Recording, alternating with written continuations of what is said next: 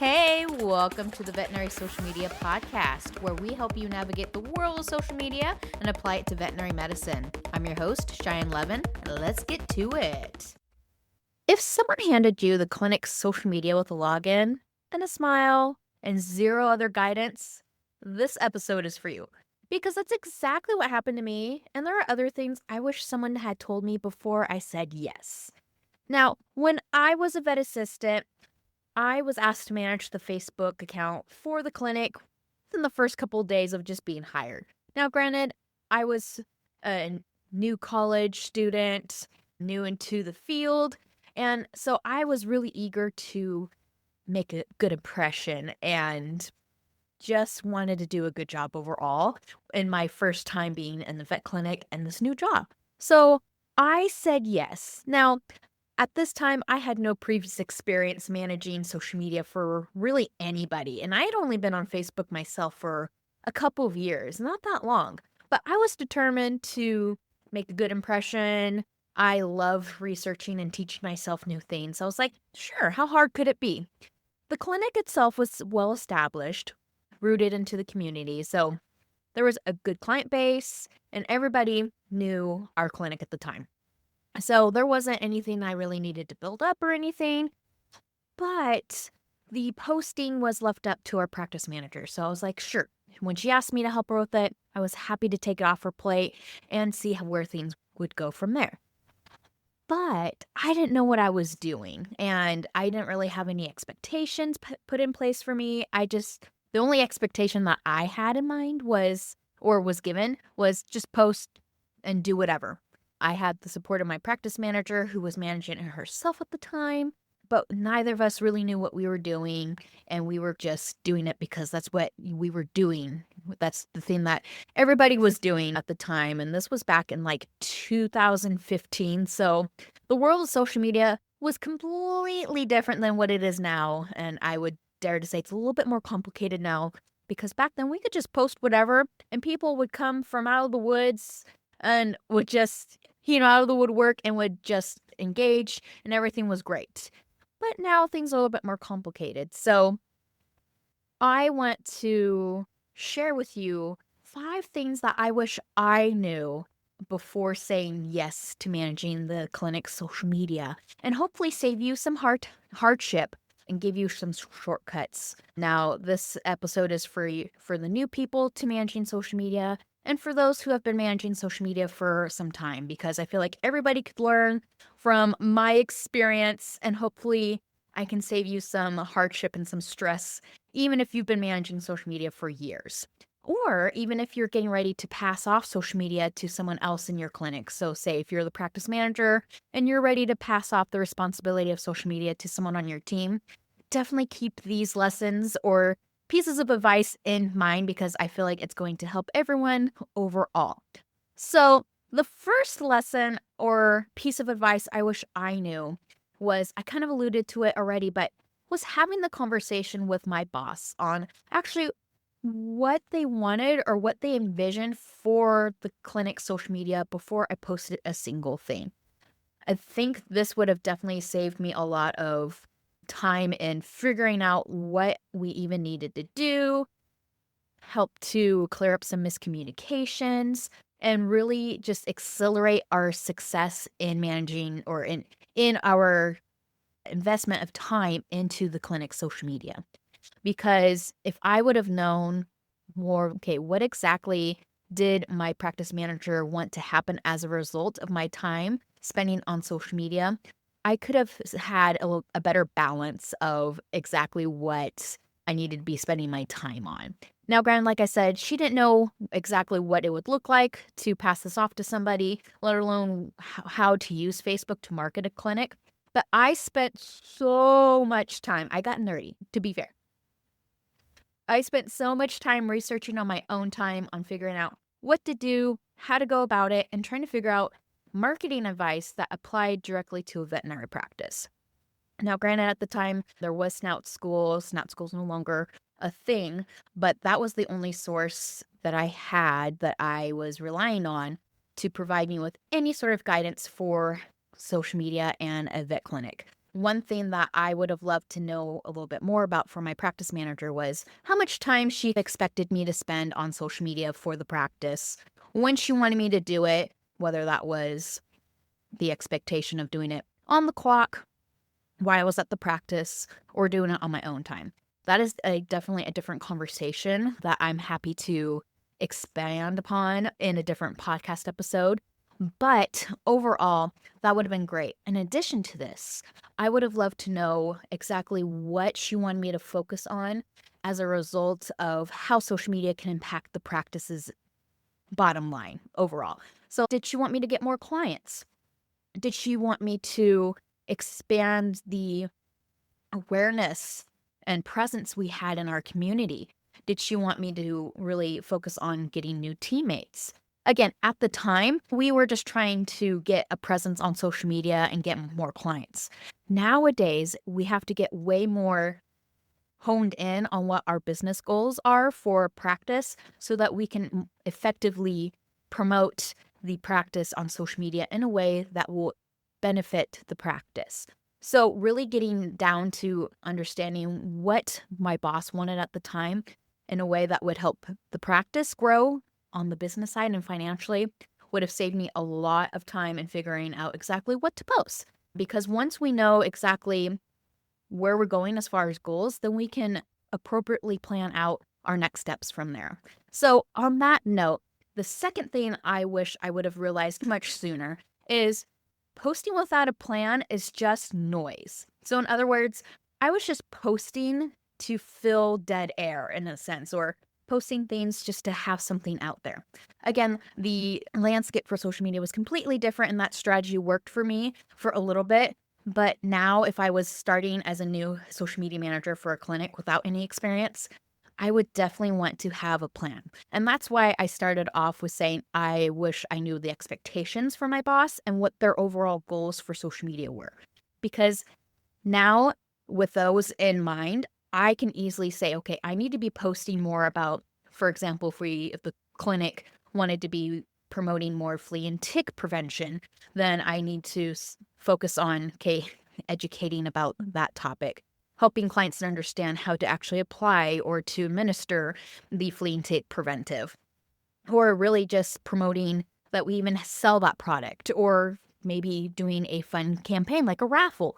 So there's 4 different aspects of posting that I could focus on, just knowing that the practice wants to promote and sell more flea and tick preventive, right? So I hope you understand with creating a plan, there's more intention that we can put behind it and less time that we're spending like, okay, I got to find all of these resources, all of these ideas, look up the big social media holiday calendar to figure out when, oh, what's a good example? Okay, National Puppy Day. Like, those aren't going to be an overall great strategy for you to keep focusing on if your practice is hungry to get more clients, looking to grow more awareness in the community, et cetera, et cetera.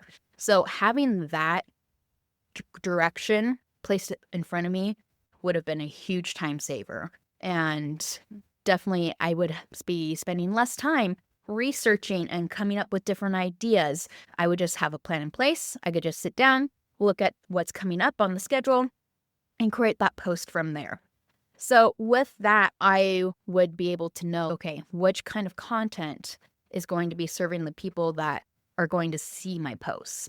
And on that note, the third thing that I wish I would have known earlier or knew before starting managing social media for a clinic is realizing that the numbers on the screen are real people that are more likely in the community. So in other words, the numbers aren't going to matter. It's the people who are actually coming in contact with the content that I am posting. And so when we focus on just the numbers, the data, the insights, that is something that's referred to as a vanity metric. So focusing on, okay, we have X amount of followers, we're getting X amount of reach, we're getting X amount of shares. Like, those are all good. And I will talk about more of what that looks like in another episode.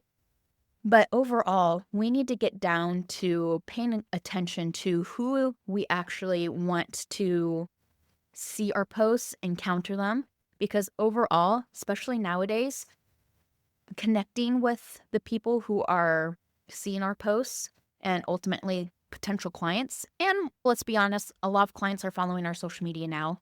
We want to be sure that we are understanding them to a point where they feel like we are seeing them as people, as pet owners, because that is going to build that ultimate connection and that loyalty that we're all hungry for when we're looking for clients. So, on that note, what that looks like is taking a moment to understand who your ideal client is and understanding their behaviors. And to me, this would have saved me a lot of time and like trying to figure out, okay, what do I need to be posting? Because let's be honest, posting for a Gen X or Boomer, more likely you're going to be on Facebook. That's just a generalized statement. Is going to be way different than how we're posting for a millennial and Gen Z who's going to be on Instagram or TikTok. The way that we speak to them, the way that they view their pets is completely different. So that kind of ties into the fourth piece of advice is post what clients want to see and not what we think they should see. This kind of ties into using medical jargon. Our clients aren't going to understand medical jargon. Some of them might, especially if you're in a specialty or if you are serving other clinics. But for the general audience here, we are serving clients and not other clinics. So definitely having the understanding that we are posting to pet owners and that the difference in how they view their pets is going to be important to how we actually reach out to them and tell our story because people want to connect with us as people in the clinic. But this is also where you might need to take some time to do a survey or connecting with clients and understanding like, okay, who are our most loyal clients and who are our clients that aren't going to be in wanting to come in as often and getting an understanding of the audience overall so that you can attract and speak directly to the clients that you want to attract and attract more to your client or your clients, your clinic. This is something that once I took time to really understand and invest in, my understanding of how I connected with clients through our social media posts and overall interacted with them changed significantly and upped my game as a social media manager for the clinic. So I was able to change how I was posting, what I was posting, and we started to see immediate engagement rates go up, seeing more appointments, and we attracted more teammates because we honed in on the actual person seeing the content, and we were able to hone in into our voice and how we were speaking to people and connect with them on a different level. So the number 3 and number 4 are tied together. And I will definitely go deeper into that topic because that is definitely a big piece of this, especially as social media evolves nowadays, that I wish I fully understood a lot more and that I would love to expand on. But the fifth and final thing that I wish I knew or had in place before I started managing social media for my clinic was having a system to manage it all so that I wasn't spending every spare moment I had and adding more stress to myself because I was winging it every single day and that's exhausting, especially if you're not hired to do marketing as your main role at the practice. And if you're anything like I was in the practice, I was wearing multiple hats. I wasn't just a veterinary assistant, right? I was also helping the reception. I was also helping the kennel. I was also helping the doctors in surgery. I was doing so many other things outside of social media, but social media was just something I did in my spare time. I took it to a whole nerdy level, but I am hoping that my nerdiness and deep dive helps to save you a lot of time. So definitely, if you can, create a repeatable workflow, even if just a simple thing where you say, okay, I'm going to plan first, I'm going to create this at this time, schedule it, review it, and just follow that system. You don't have to think of what you have to do every single time. You're also not spending every single day trying to figure out what you need to do next. You already have a plan in place. Once I implemented that and created my own system, I was able to manage things so much better, spend less time in social media, and was able to be more present in the practice and back up people a lot easier. So It doesn't need to be super complicated. Like, I know some people, when I say, okay, you gotta create a plan, you gotta create a content calendar, they're like a cat in water, like, please, no, I don't want a plan. But I promise with every bone in my body, it's going to help you a ton. And so with that, I have so many other things I would love to share because I have been managing social media for clinics, for other clients, in and out of clinics for multiple years now, and I'd love to share more with you. But I will say that the most important thing that I had in place is, if anything, if you don't do anything else, was just having a system in place.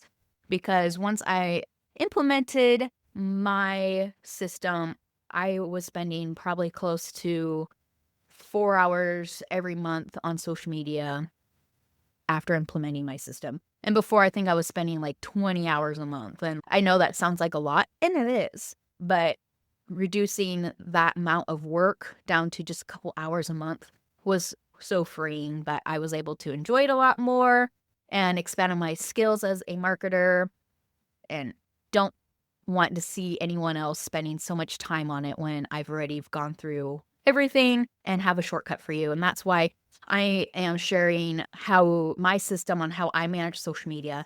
And it's in episode 8, I think.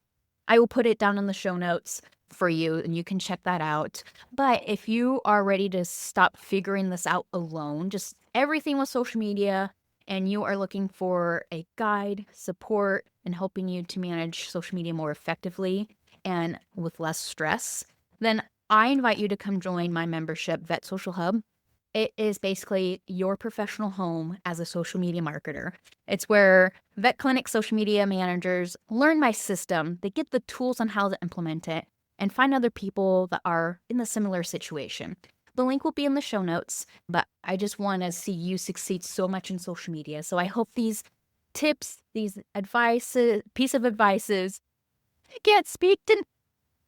pieces of advice was helpful to you. And if you have any questions about anything I shared in this podcast episode, I invite you to come join my free Facebook group.